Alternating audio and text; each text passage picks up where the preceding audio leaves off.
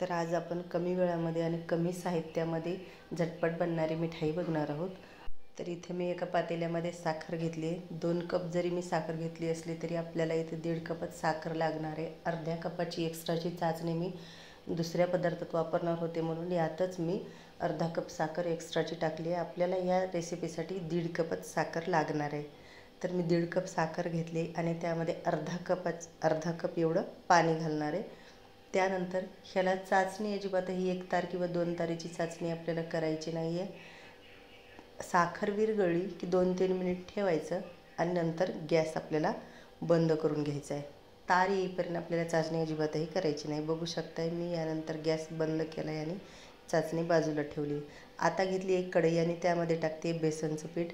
मी बेसनचं जे पीठ आहे ते 2 कप घेतलं आहे आणि आपण साखरेचा जो पाक केला आहे तो 1.5 कपाचा केला आहे। जर तुम्हाला कमी गोड आवडत असेल तर तुम्ही साखर अजूनही कमी करू शकता। आता या बेसनामध्ये मी 1 कप तूप घातले। घट्ट पातळ करून घेतलं तरी हरकत नाही किंवा घट्ट टाकलं तरी हरकत नाही। तूप घालून या बेसनला गॅस मध्यम किंवा मंद आचेवर आपल्याला सोनेरी रंग येईपर्यंत या बेसनला आपल्याला भाजून घ्यायचे। सतत हलवत राहायचे। बेसन अजिबातही कढईला चिकटणार नाही याची काळजी घ्यायची, नाहीतरी बेसन करपेल। व्यवस्थित हलवत आपल्याला हे जे बेसन आहे ते भाजून घ्यायचे। अशा प्रकारे जसं जसं तुम्ही बेसन भाजत जाल, यामध्ये आपण घट्ट तूप टाकलं होतं। पातळ जरी घातलं तरी ते तूप पहिल्यांदा घट्टच होतं आणि नंतर जेव्हा जेव्हा जसं भाजत जाल त्या प्रकारे असं हे पातळ होतं। त्यानंतर मी यामध्ये घातली आहे वेलचीची पूड। बेसन बऱ्यापैकी भाजले, म्हणजे भाजलंयच आता एकदम छान लालसर झाले। आता यामध्ये आपल्याला अशा प्रकारे पाण्याचा शिंतोडा मारायचा आहे। बरोबर 3 ते 4 असे थोड्या वेळाने आपल्याला शिंतोडे मारून अशा प्रकारे भाजून घ्यायचे। पाणी मारल्याने काय होतं की बेसन जे आहे ते एकदम बारीक असतं आणि मग त्याची जी बर्फी केली तर ती तोंडाला चिकटते। जेव्हा आपण अशा प्रकारे पाणी मारतो त्यावेळेला बेसनाचा जो दाणा आहे तो असा वेगळा होतो आणि एकदम छान अशी आपली बेसनची बर्फी तयार होते। अशा प्रकारे बघा मी 3 ते 4 वेळा अशा प्रकारे मारून घेतलं पाणी आणि त्यानंतर आता मी जो आपण पाक केलेला आहे तो यामध्ये घालून घेते। मी पाक तुम्हाला पहिल्यांदाही सांगितलं होतं की मी थोडासा एक्स्ट्राचा केला होता, मी तो बाजूला ठेवते आणि जेवढा मला 1.5 कपाचा लागत होता तेवढं मी यामध्ये घातलं आहे। आणि बघू शकताय अशा प्रकारे आता हे जे बेसन आहे ते आटत येते तोवरच आपल्याला यामध्ये अर्धा ते पाऊण कप मिल्क पावडर घालायची आहे। असेल तर टाका, नसेल तरी हरकत नाही।